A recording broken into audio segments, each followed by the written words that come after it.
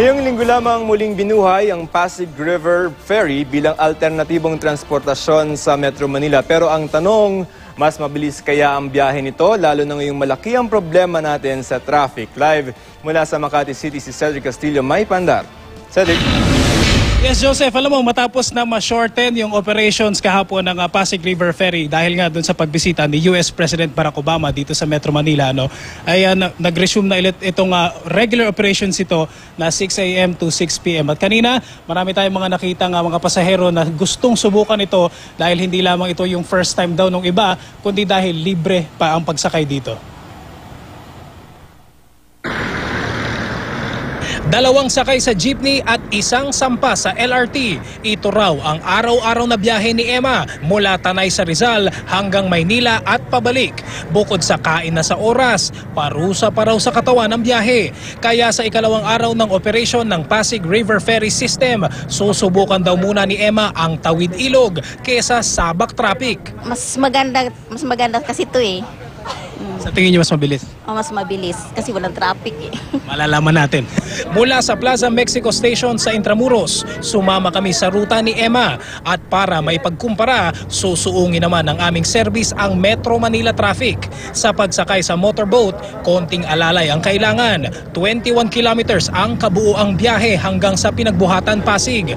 3 stations ang nasa pagitan ng 2 terminals. Sa ngayon, 6 na ferries ang bumabiyahe at kung napapaisip kayo kung ano ang feeling na baybayin ang kahabaan ng Pasig, heto po ang mga kuha naming video sa kondisyon ng ilog.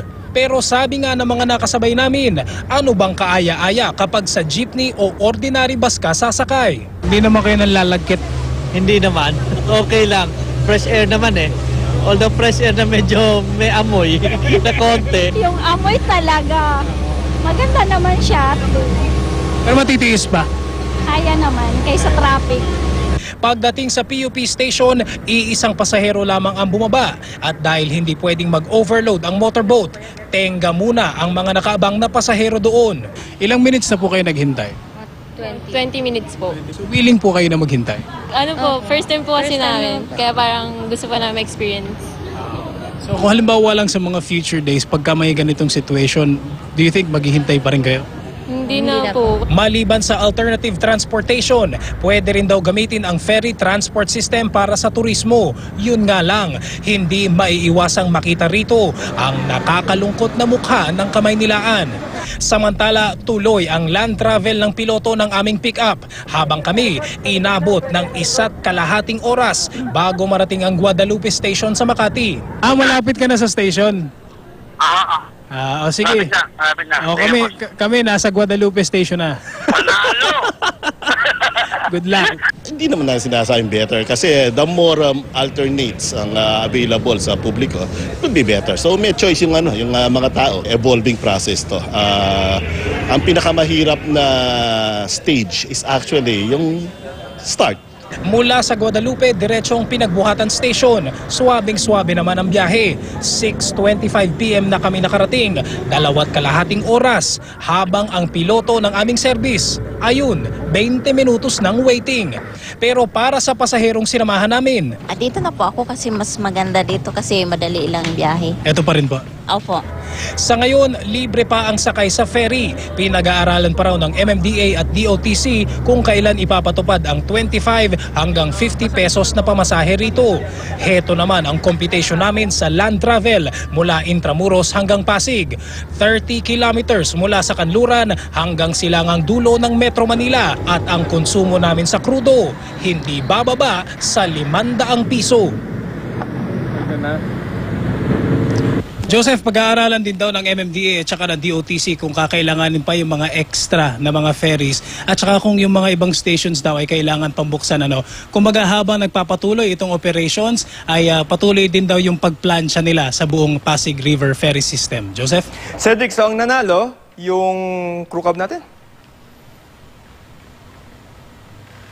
Sorry, Joseph? Ang nanalo, ang ibig sabihin yung may pinakamaikling biyahe ay yung crew cab natin. Tama ba yung pagkakaintindi ko dun sa report mo? 20 minutes earlier. Yes, tama Joseph. Nauna siya by mga more or less 20 minutes. In fact, pagdating natin kanina dito sa may Guadalupe Station, kung saan nasan tayo ngayon, siya ay nandun na sa may pinagbuhatan Pasig. But then again, depende pa rin ito sa traffic situation kasi yung travel natin kanina is between 4 and 6:30. Siguro worse pa kapag dumating yung traffic situation dyan pag maglaland travel ka, Joseph.